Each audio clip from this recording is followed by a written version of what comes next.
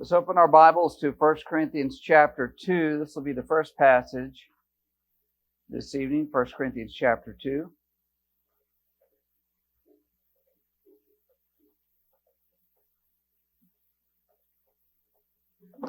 You dead again? Is it registering in the camera? Well, then there's something else happening there.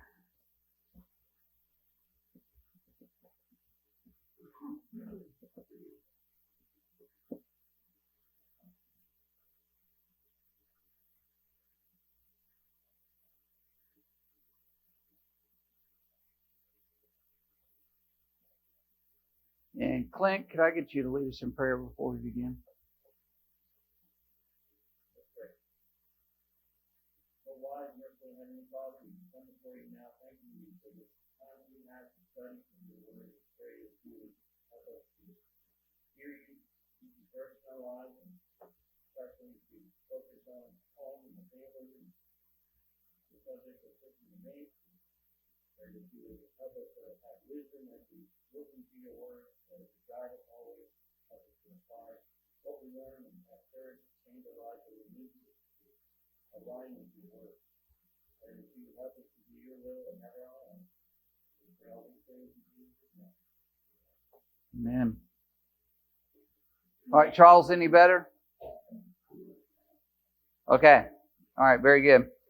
Well, choosing a mate, he laid down in the lesson book his 10 rules of choosing a mate. There are other principles and advice that various individuals may give in this. We always, of course, want to look at Scripture, see what Scripture says about looking for someone that you would be married to, that you would be bound to, as it is a bond for life. And the primary purpose of people marrying is to help each other to serve and honor God and realize a home in heaven. And so we want to be very prudent, very sober-minded about choosing a mate. So 1 Corinthians chapter 2, let's read verses 10 and 11 as we think about picking a mate who will communicate.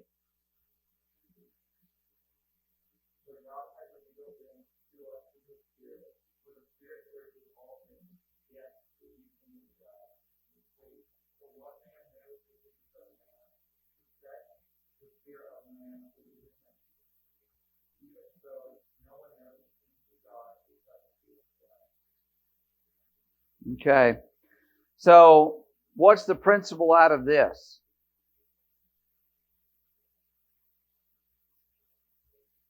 How is it that we know the mind of God? How is it that we know the mind of other men?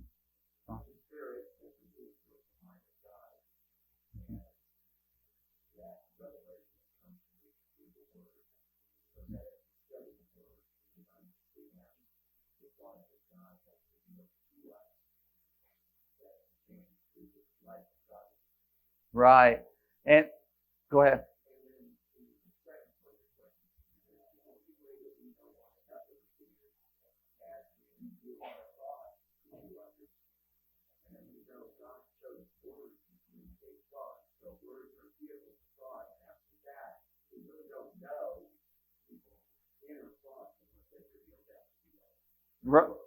Right. They have to reveal it to us through words.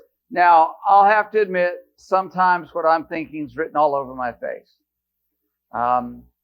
But it has to be conveyed in some way. You can't just read somebody's mind, Mike. Mm-hmm.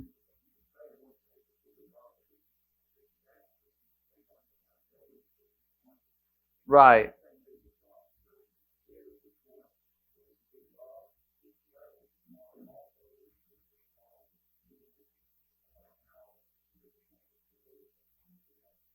Right, and we can see his love and care.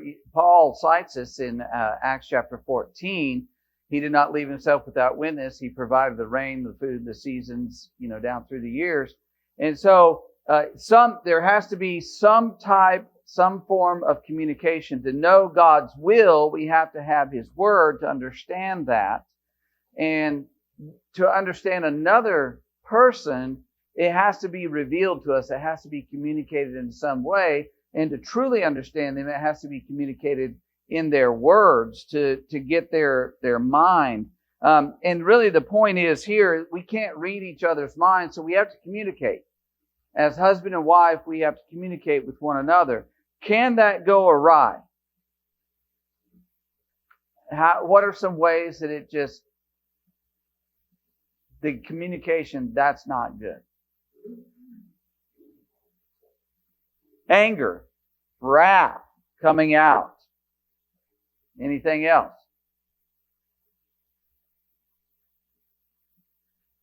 Y'all, I know you know more than one way that communication can go awry. Zach.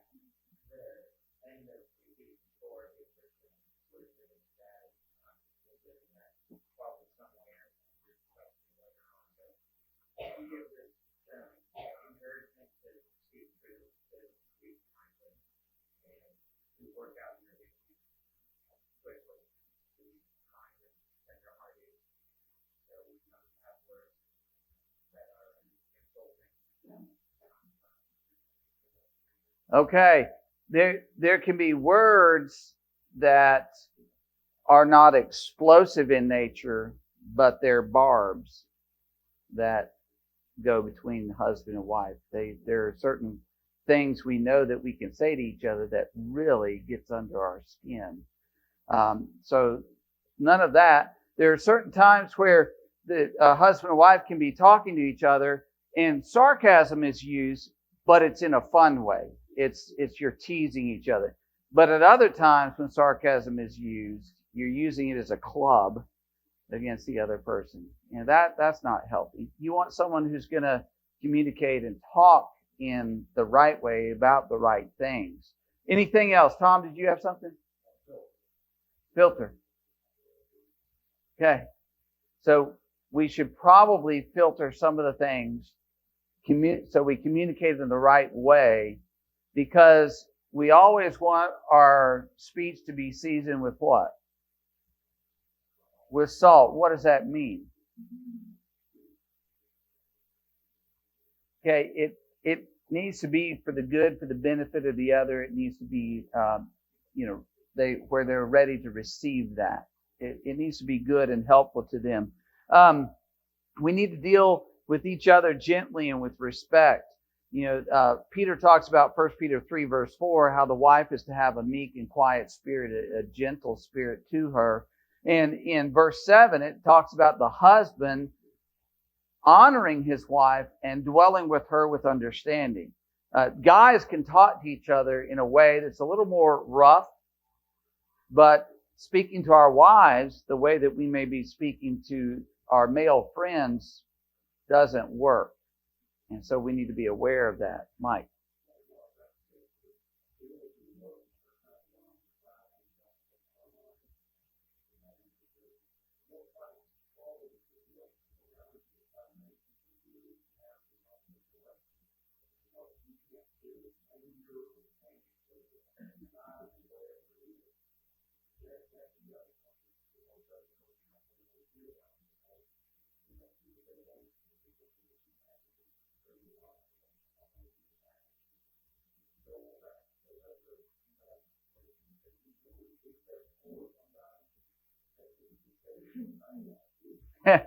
Yeah, there are some things better unsaid. Just bite your tongue. All of us, I think, have said things and either immediately or shortly thereafter realize I never should have said that. I regret it, wish I'd never said it. The heat of the moment, thoughtlessness, whatever it may be. And we don't want to be, Solomon talks about it, dealing with an angry and contentious woman. Better to be, up on the rooftop or out in the wilderness and things like that. But whether it's a man or the woman, somebody who's pestering, nagging, biting all the time, we don't want to be that. That's not the kind of communication we're talking about. We're talking about the soft answer that turns away wrath, the kindness, the gentleness, the approaching the other to gain understanding and to speak to be understood, and to benefit the other person. Any other thoughts there? Tom and then Zach. Right.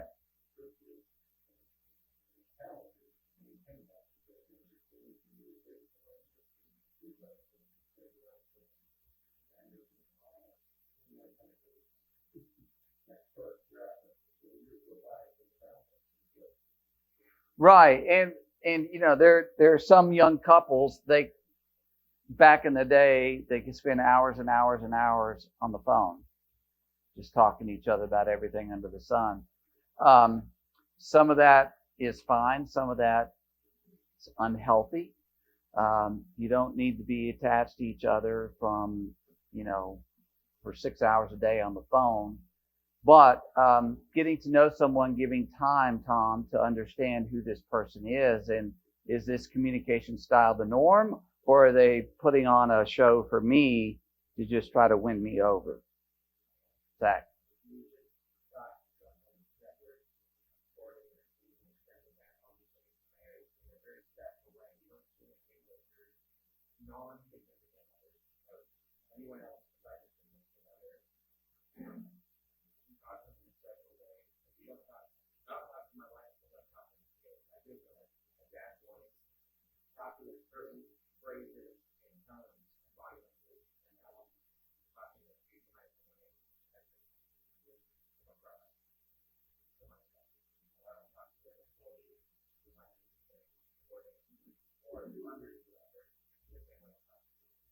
Mm-hmm. Yeah. Ron.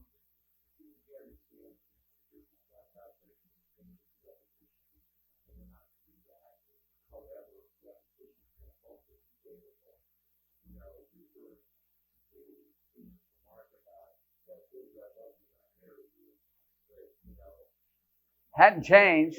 Why do I need to tell you? Right.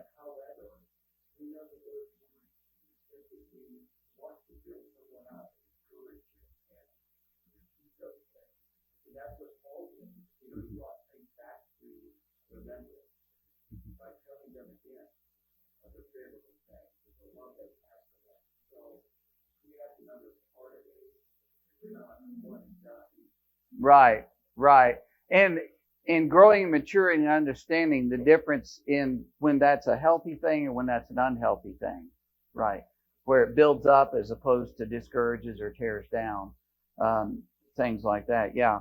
So very good. So pick someone who can and will communicate. You're able to share things and to talk things out and to work through things in those discussions and conversations. Also, he said, pick a mate who can offer more than physical attractiveness. Let's go to Proverbs 31. Proverbs 31. I think this is where our society sends a singular message, and it is pretty much in everything that is out there in the media, whether it's commercials or TV shows or movies, or it's advertisements in print magazines or the catalogs or whatever it is. There's a particular look to either men or women, and you can see over time it's changed a bit through the years, but there seems to be this emphasis on a particular way a person looks, and the attractiveness is in the eyes of the world. The physical features are like the number one thing, and that should not be the number one thing. In Proverbs 31 and verse 30, who will read that for us? Proverbs 31:30. Paul.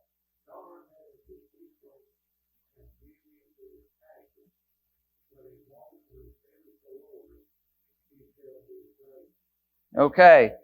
Does anyone want to expound on the truth of that?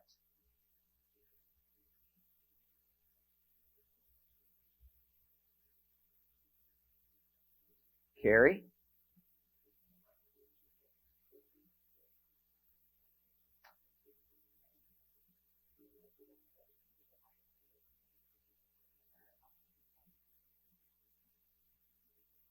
Okay.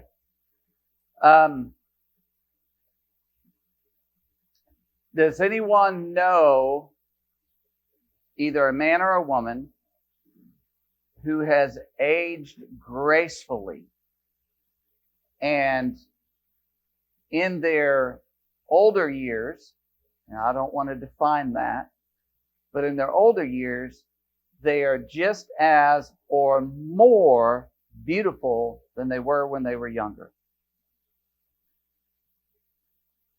I think that is very true of many Christian women who have that meek and gentle and quiet spirit, and through the years, because they age gracefully, they don't look like some people in the world that don't age gracefully. Can you think of not necessarily a specific individual, but where people do not age gracefully? What are some things that happen there? Sandy? Okay.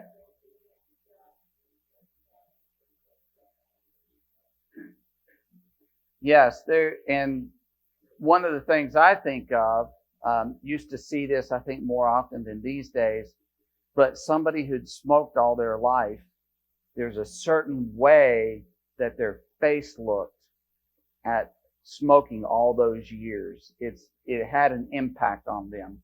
And there could be many other things, like you say. There's some people, I think of men in particular, that there used to be something that was like an alcoholic nose, that their nose just was super swollen, and that person, they drink a lot, and it makes them look weird, deformed.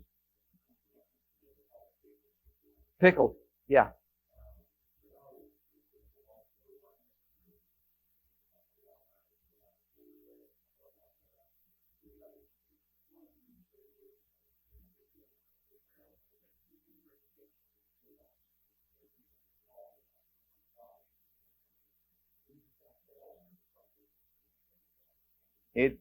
It can have that. Miss Joyce.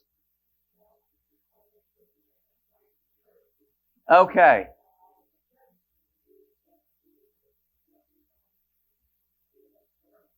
Okay. So Joan Rivers is the one that kind of pops in my mind. It looked like they had, wrapped a balloon around her face and pulled it as tight as it just looks odd. And that's not aging gracefully. That's somebody who is not accepting the fact that the process of aging is going to have an impact. And God designed it that way. We need to just let that happen and not be extreme in it. I understand there are things we can do, some various treatments, cleansing, or whatever it is the ladies mostly do. I guess some guys do it, but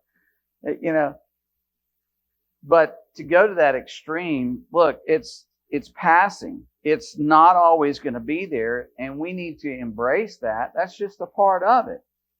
And that's not who I am. I'm not defined by the way that I look. I'm defined by my character. And one of the things is, as Carrie mentioned, through the years, you're not going to look at 40 like you did at 18. And you're not going to look at 65 or 70 like you did at 40. It just happens. But if you're working on your character, what's that going to be like between 18 and 40 and 40 and 60 and 60 and 80? It's going to be more and more beautiful as time goes by, if that's where your primary focus is.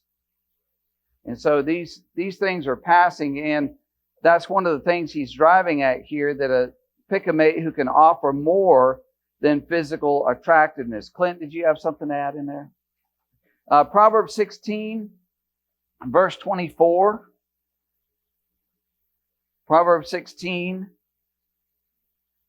and verse 24. Who will read that for us? Go ahead, Elijah.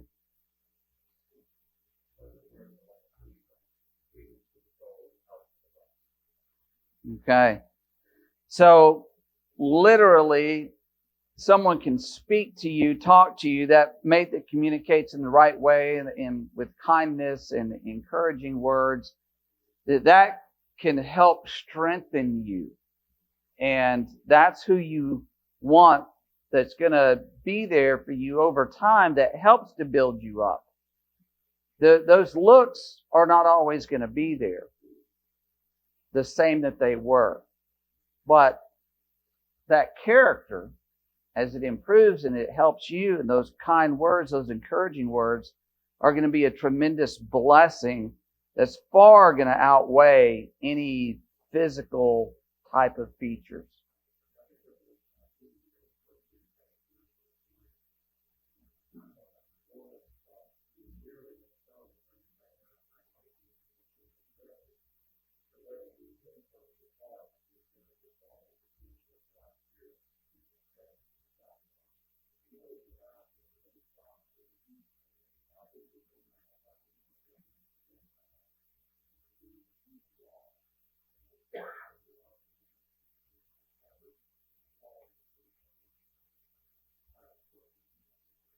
And that's what's going to be lasting and enduring and of such high value through life, through its trials and challenges and disappointments and heartaches. You know, the way somebody looks, that physical attractiveness is not going to help you. I don't know if I would say always, but 99% of the time, it's irrelevant when trouble hits in life. You want somebody who's got that inner person that is good. All right, so Hebrews 13, verse 4. Hebrews 13, verse 4. He says, pick a mate who knows the difference between love and sex. So Hebrews 13, verse 4. Who's got that for us? Ron?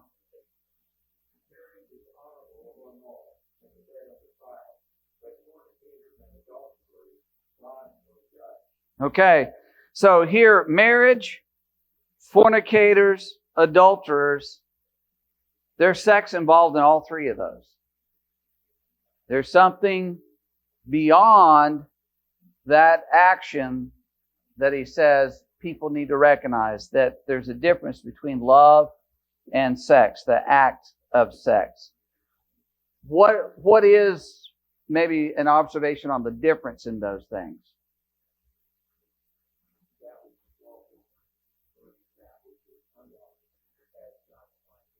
Right. Anything outside of marriage, it's unlawful. And anything else.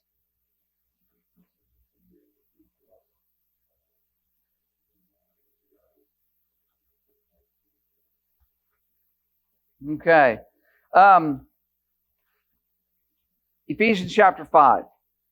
Ephesians 5. And verse 25. Again, this is one of those things that the world around us, our culture, conflates, and that is between love and sex. And their idea is that they're essentially synonymous with one another. If you've got one, then you're going to have the other, and it confuses things. Ephesians 5:25. Ron, you have that?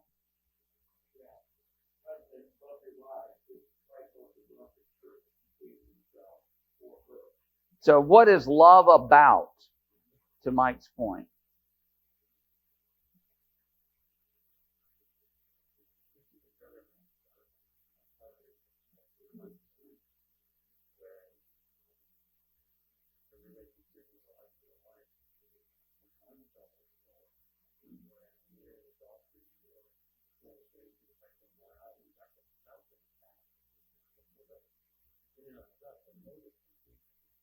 Yes, those motives are different between what is lawful and what is unlawful. But even within the confines of a marriage, there is the union of the husband and wife that is an expression of love, but it's not love itself. It's not the sum total of love. Because there are couples who, for whatever reason, that part of the relationship is gone.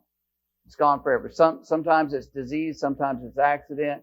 There are different things that can happen and unfold, or maybe for a period of time in their life. And it could be weeks, months, years, where that's just not a part of the relationship, but there still has to be love. And if you've conflated the two of them, then there will be issues. There will be a problem there. And so love is about the other person. And understanding the Greek, there are three basic words for love.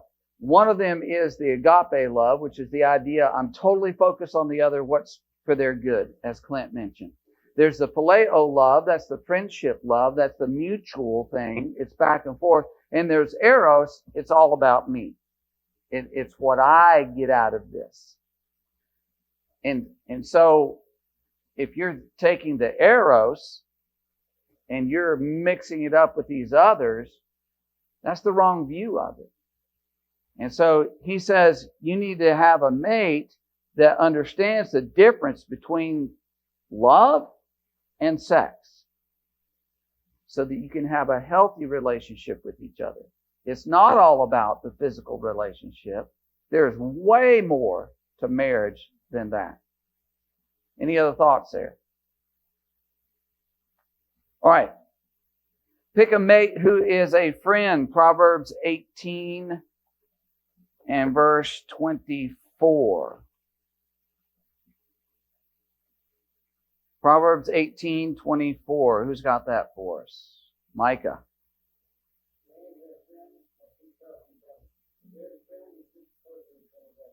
Okay.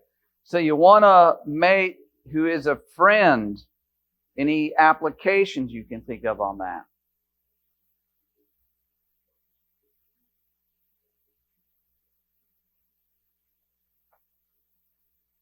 Gary?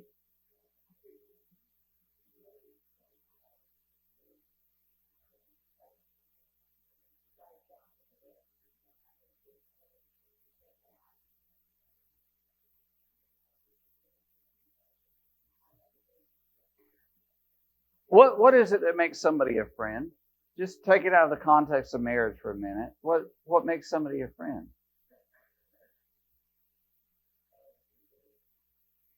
Kindness and what? Caring about another person?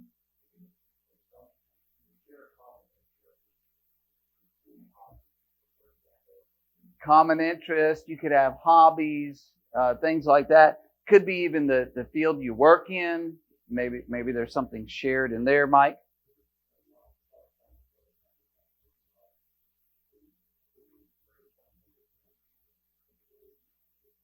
Just right. And like a lot of colleagues, you know them and you're friends, but there's another level of friendship where you open up, you talk to people, you share things. You go and you do things together with your friends, right?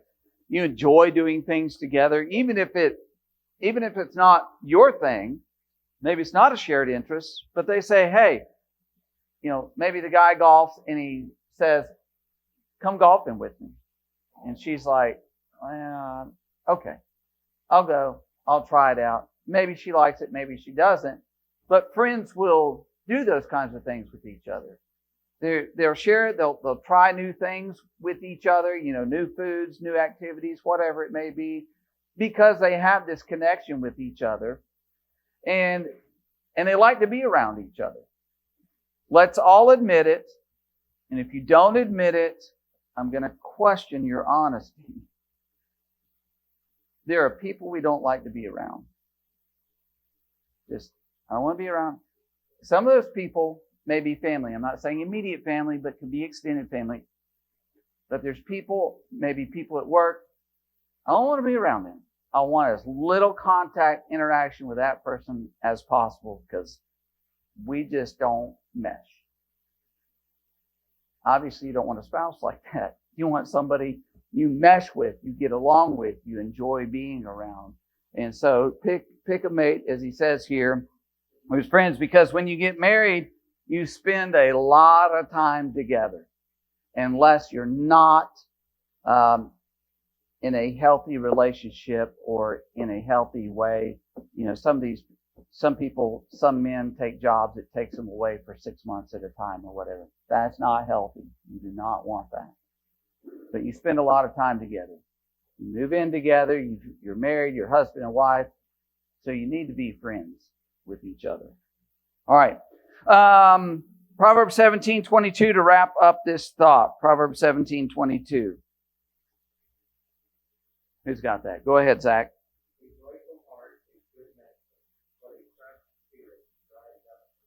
Okay.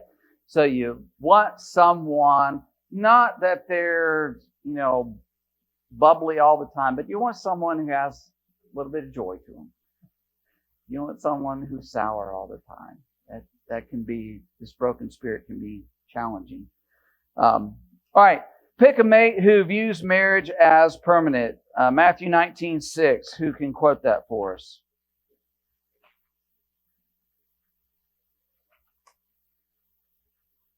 See, we have memory work to do. Matthew 19:6.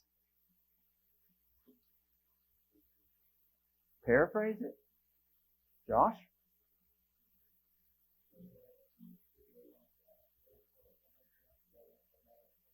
Hey, what God has joined together, let no one separate. We've talked about this in previous classes, so we won't spend a lot of time on it. But you need to marry somebody who understands I'm getting married for life. It's going to be you and me as long as we draw breath. We're going to be together. And understand that covenant means that even in those difficult times, we're going to stick it out. Maybe troubles with your family, maybe troubles with my family, maybe troubles with us, with your work, with my work, or whatever it may be. We're going to be sticking it out together.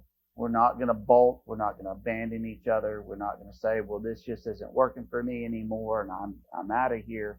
No, respecting God's law, we are together. We're in this together to the very end. Any other thoughts there? All right. So let's think about money and marriage for a little bit here. Money and marriage. The Bible, of course, contains everything we need to know. We have all things that pertain to life and godliness, 2 Peter 1, verse 3. And that includes the idea of your home, your family, and money issues, material things. Let's go to Ecclesiastes chapter 2. Ecclesiastes chapter 2 and verse 24. Then let's jump to chapter 3, verses 12 and 13. So Ecclesiastes 2:24. Clint, you got that?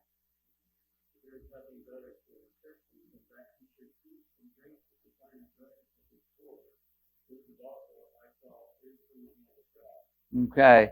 So eat and drink. The idea, you toil, you labor, and you enjoy the fruit of that labor. Chapter 3, verses 12 and 13, please. I perceive that there is nothing better for them than to be joyful and to be good as long as they live. Also, that everyone should eat and drink and take pleasure in all his joy, which is God's gift. Okay. So a husband and wife are going to have material things. Of course, if there's children in the home, they're going to have those material things. It's just a part of living. None of us is going to escape it. And a husband and wife need some measure of alignment in this area of life. If they don't have an alignment in this, there's going to be friction constantly going on. So they have to have some type of agreement about what's a desirable income for us. What are we willing to live with? What can we have here? Is it going to be, I don't know, I'm just going to throw something out there. I don't know. It's going to be $30,000 a year. We going to be all right with that? And the lifestyle that will allow, is it $90,000 a year? Is this right? Is this reasonable? Can we get by on this? Do we need to look at making changes in our life? Where's that money going? Is it going to home? what kind of home, what, automobile, what kind of automobile, are we going to buy a new one, are we going to buy a used one, all those kinds of things are decisions, and they can be points of friction. And if you come from two different backgrounds, which you do, but I mean, if they're very different at all, my family approached it this way. Well, my family approached it. My family always bought new cars. Well, my family, we always bought, something at least 7 years old. That was the newest car we ever had. And what do you mean we need to go buy that thing? It smells. It's got scratches and dents on it. And I'm used to getting in something that's just, so nice. You're going to have those points of conflict along the way. So you got to be able to work those things out and figure out what do we do here with money and income and what we have, what we possess. And both the Old and New Testament have a lot of principles in there that I want us to think about. And I asked you in question 1, what are some things the Bible says is more important than money? Anybody have something to share? More important than money?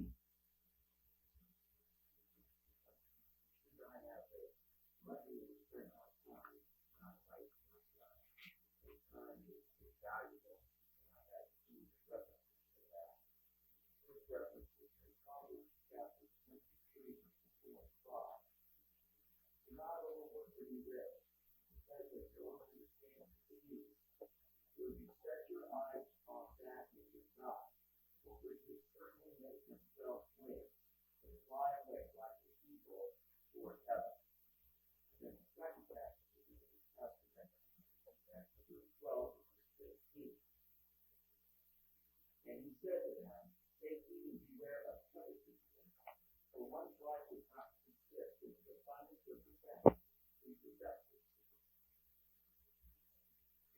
So time is more valuable than money. How many people, and even today, and I'm not trying to comment on any decisions that you make in your personal life, I'm making an observation here.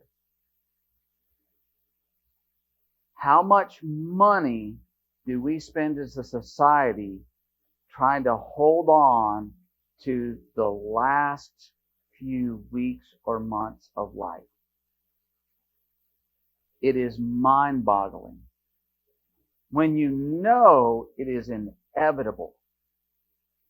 And people spend, and the reason is, and this is why I'm saying it, because we realize time is way more valuable than money. And we're willing to spend whatever to get that little bit of extra time. Just try to kick that death date out there a little bit further. And so time is way more valuable than money, and the overworking to be rich, there are many men that have missed their whole family and their children growing up because they're focused on that money. Well, time's more valuable than that. You've got to be aware of that. Any other thoughts?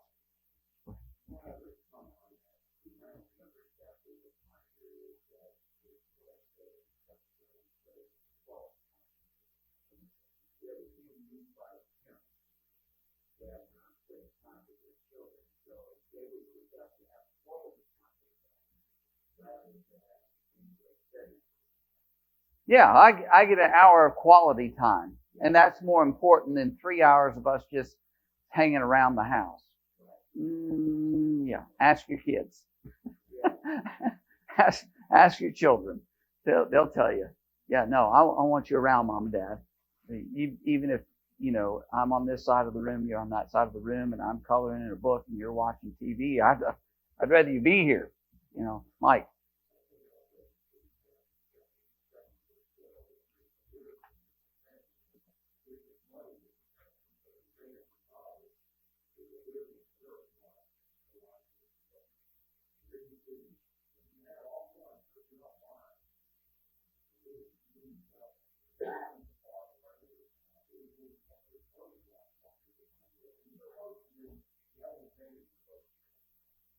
Yes, both of them are really needed in life to one degree or another, but wisdom far outweighs money. It's far above that. Caleb, you have something? Oh, I'm sorry, Cambry.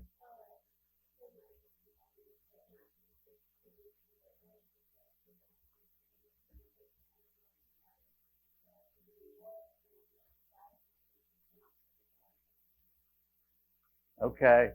And so your relationship with God is worth far more than any money. Spiritual blessings, that goal of heaven, laying up treasures in heaven, right? Just before that, he talks about it. Exactly. Anything else? All right. Zach and then Carrie.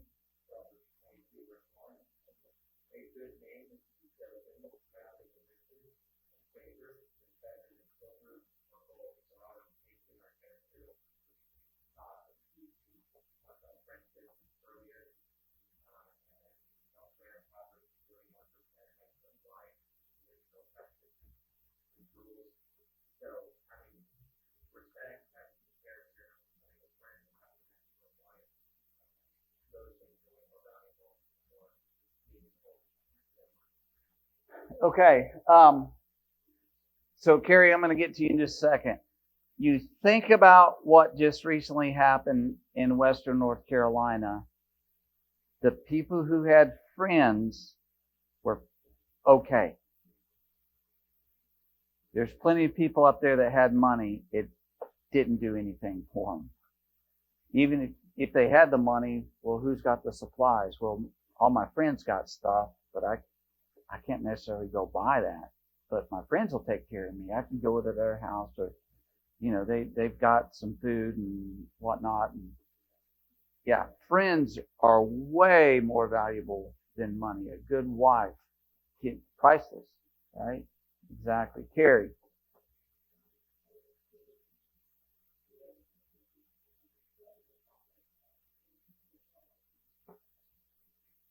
Exactly.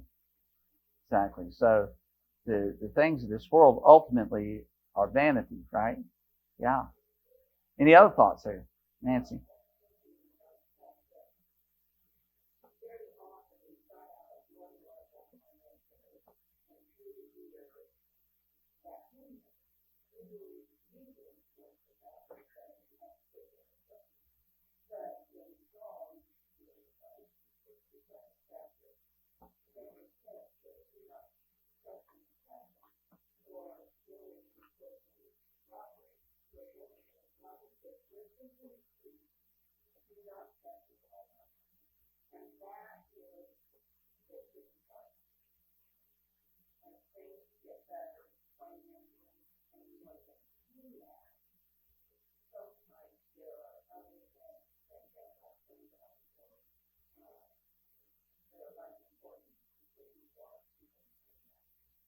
Right.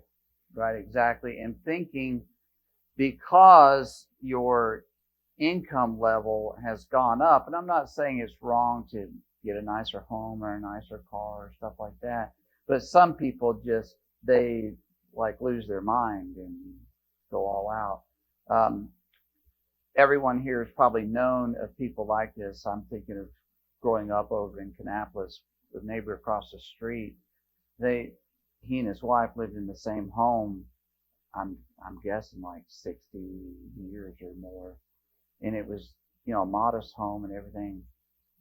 But the the guy was no doubt, we know he was wealthy, extreme. You would never know it though. You just immediately, he's just a regular guy, and he didn't change because of that. And to Nancy's point, when you start off, usually things are pretty tight.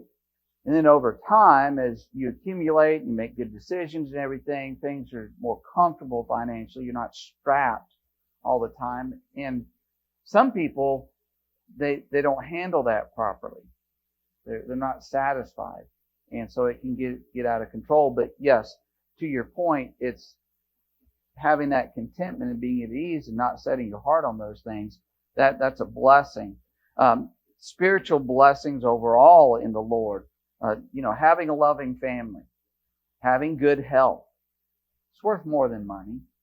It doesn't matter what that, because again, we spend so much money to try to fix bad health. Yeah, I'd rather have good health. And so think about the fact that there are things that are way more valuable than income, money, possessions, things like that. Ron, do you have something?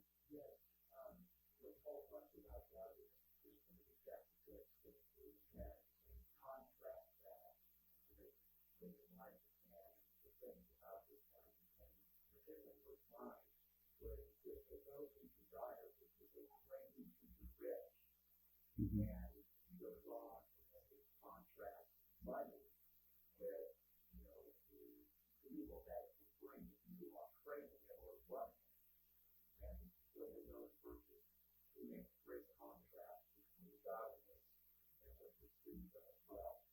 Right, right, exactly right. And that desire applies to people who are poor or people who are wealthy. It's indiscriminate in that.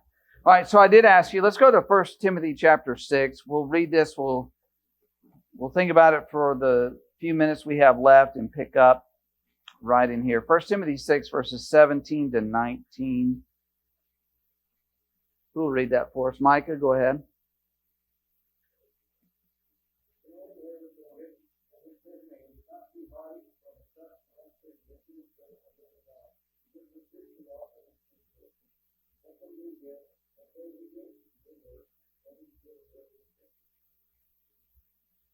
And 19.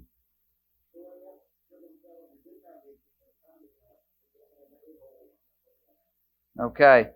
So those who are rich, not to trust in those riches, but in God, and do good, being rich in good works. And part of that idea is deploying what they have. And I asked you to be ready to talk about God, trusting in God versus trusting in riches. Anybody have a passage or a thought on that? Ron read one a minute ago. We go back to Proverbs 23 and verse 5. Proverbs 23 verse 5. Just take a quick peek at that. What do riches tend to do?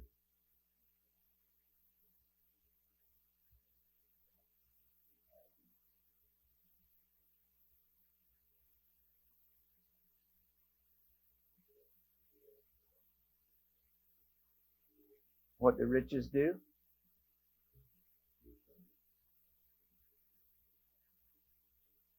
I don't know about y'all, but there are certainly times in my life where I thought, how in the world? Just boom, it's gone. It could be different things that come up in life, just an unexpected thing that you weren't planning on, you didn't realize was going to happen or unfold. But, sometimes even to Nancy's point, at the end of the month, you go, how in the world, between paying for a home to live in and food to eat and insurance and XYZ, good night. It's just, what we had is just gone. Mike, do you have something?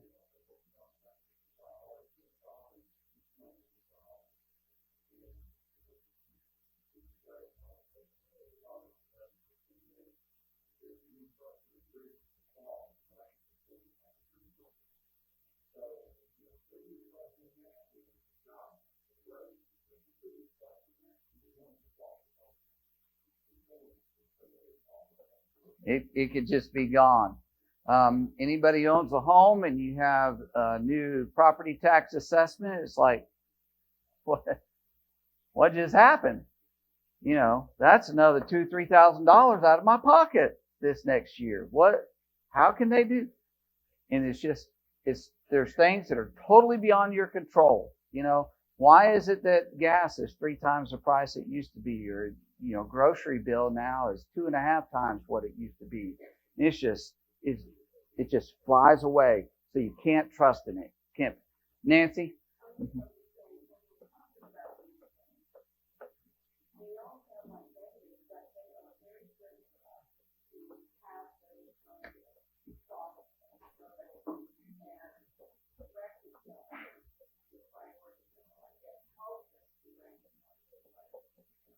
Yes, we need the Lord to get through these things, not those things. All right. Lord willing, we'll pick up there and we'll press on next week.